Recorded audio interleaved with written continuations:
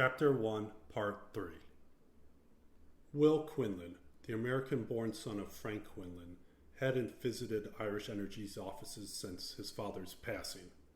Although he had passed by several times since relocating to Ireland months ago, his last visit had been in 2012 during the peak of the Celtic Tiger crash. The full parking lot suggested the business was thriving. After a 7-year hiatus during which he participated in board meetings remotely from the U.S., Will was resuming in-person engagement. This distance had allowed him to contest King in the Irish courts over various breaches of the Irish Energy Shareholders Agreement. The primary dispute centered around the illicit acquisition of the debt linked to the collapse of Will and Frank's Galway wind farm project, Western Energy. The failure stemmed from the Irish government's refusal, influenced by King, to connect the wind farm to the main grid, a privilege granted to all previous projects. Since the wind farm, backed by the Quinlan shares in Irish Energy, was external to the Irish Energy Group, King seized the chance to take over the Quinlan shares. He achieved this by buying the debt from the now-defunct, government-owned Anglo Bank Group, which had financed Western Energy. This bank was nationalized during the Celtic Tiger downturn and underwent a bankruptcy process akin to the U.S.'s Chapter 15. Upon exiting his car on the top floor of the 8-story parking structure, Will was met with a biting chill. The damp December Dublin air seemed even colder than snowy Boston days, where his mother, sister, and her family still lived. Having spent nearly a decade in Ireland after college, helping to develop Irish Energy's largest wind farm in the south, Will was accustomed to such weather. His wool coat provided comfort, and he'd long learned the importance of always having an umbrella on hand, frequently purchasing them locally due to the tendency to get lost or damaged by gusty Irish winters. Irish Energy had grown into a leading utility company in Ireland, boasting several state-of-the-art wind farms and 2 electrical dams, generating substantial yearly revenues. Yet following the downfall of the Quinlan's Western Energy wind farm, King, with the help of Will's uncle Willie, halted dividends to shareholders. This move aimed to financially strain the Quinlan family, pressuring Will into selling his shares to King rather than offsetting the debt through typical dividend payments, a clear breach of the Irish Energy Shareholders Agreement. The company headquarters boasted a striking glass atrium. Inside, a front desk for sign-ins and security barriers separated visitors from the elevators leading to the upper floors. To the side, a coffee corner, bustled with people ordering their morning drinks. Will passed it, content to wait for a coffee usually provided at meetings. Exiting the elevator on the 10th floor, the heart of Irish Energy's management offices, Will greeted the receptionist. "Good morning, Deirdre." Deirdre, a longtime employee in her mid-60s, had grown cold towards Will and the U.S. Quinlans over the years, seemingly favoring his uncle, Willie. Will suspected Willie's influence in shaping Deirdre's opinion of him and his late father. Nonetheless, he chose not to indulge her evident disdain. "Thanks, Deirdre," Will said, injecting a touch of Texas twang into his voice for added effect. He grinned as he walked past her, thinking to himself, "She's still a major bitch." Turning around, he asked, "Can I get my parking validated with you before I leave?" He maintained his American accent. Deirdre replied, "You can use this ticket and you won't be charged," as she reached into her desk drawer, retrieved a new paper ticket, and handed it to Will. Will approached the conference room doors located just behind the main desk, feeling a growing confidence with each step. He had always had a sharp business acumen, a gift he felt he got from his mother. "Here we go," Will mentally prepped himself, opening the door to face the awaiting board members.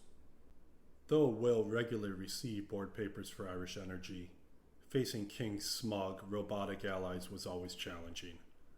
These men aspired to join the inner sanctum of Ireland's power brokers, an influential club that pulled the strings behind the scenes, creating the facade of a democratic system while actually concentrating power amongst a few oligarchs. Yet, despite all challenges, Will still held 30% of Irish Energy's common stock, a fact King had yet to change in a decade. Will had potential financiers lined up, contingent on reinstating dividend flows. This rested on winning an ongoing legal case, which had become the longest running in Irish history. The board of Irish Energy was predominantly comprised of traditional, older men who adhered to antiquated corporate norms, often prioritizing social climbing over true leadership. Will, a proponent of ethical business, found their company distasteful. Nevertheless, with a critical court case on the horizon, he returned to Ireland with his new wife, committed to seeing the battle through. Though Will was significantly younger than most board members, his cousin, a mere proxy for his uncle, was also present. More a socialite than a businessman, the cousin's primary role was to paint Will and the U.S. Quinlans as the antagonists. Willie, now approaching 80, eagerly awaited King's decisive move against Will, hoping to acquire the Quinlan's Irish Energy shares and dispatch them back to the U.S. Yet, a plan initially meant to span 5 years was now in its 10th. Even Willie began to question King's capability to handle Will. Rumor had it that Willie was to be appointed CEO and chairman once Will's legal challenges subsided. As Willie neared 80, this dream seemed increasingly elusive. Willie yearned for his influential position at Irish Energy, and the persistent, unyielding Will was the primary obstacle. Will came in at exactly 10 a.m. as he always did, so that he wouldn't have to undergo the time-honored Irish tradition of needless, fake chit-chat and the unnecessary sharing of personal information that Will came to assume was only going to be used against him in the future, in some way, shape, or form. As Will walked in, all the board members went to shake Will's hand.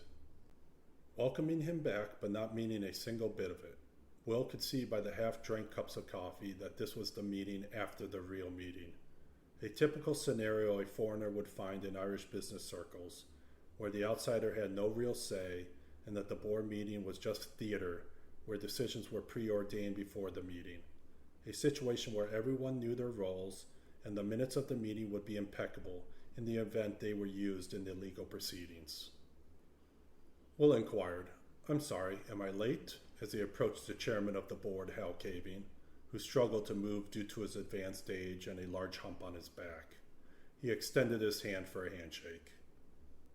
"I thought the meeting started at 10 a.m., Will reiterated, holding the board pack in his hand. The meeting time was always set at 10 a.m., as indicated at the top of the agenda. "No, 10 a.m. is the correct time. How are you, Will?" "The audit committee meeting just concluded, which started at 8. Hal replied as he shook Will's hand. "Okay, great," Will responded, hanging up his coat and taking his usual seat at the end of the table, flanked by the CEO and CFO. While he held little regard for most board members, he had respect for the CEO and CFO, recognizing them as players in the ongoing drama, focused primarily on job security due to the influence of King and Willie. At 44, Desmond Des Quinlan still relied heavily on his father Willie's wealth.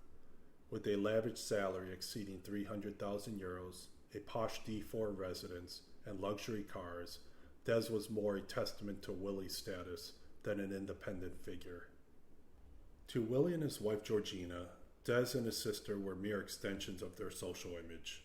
While Des anticipated inheriting the family's wealth and to eventually become the face of Irish Energy, he mirrored his elite Dublin peers, privilege-laden, substance-addicted, and primarily compliant. Their main rule was simple: never question Ireland's true power centers. Determined to instigate change, Will saw the decade-long shareholder feud nearing its end in the Irish courts. He was confident in his case, believing he had a move against King that couldn't be easily countered. His aim?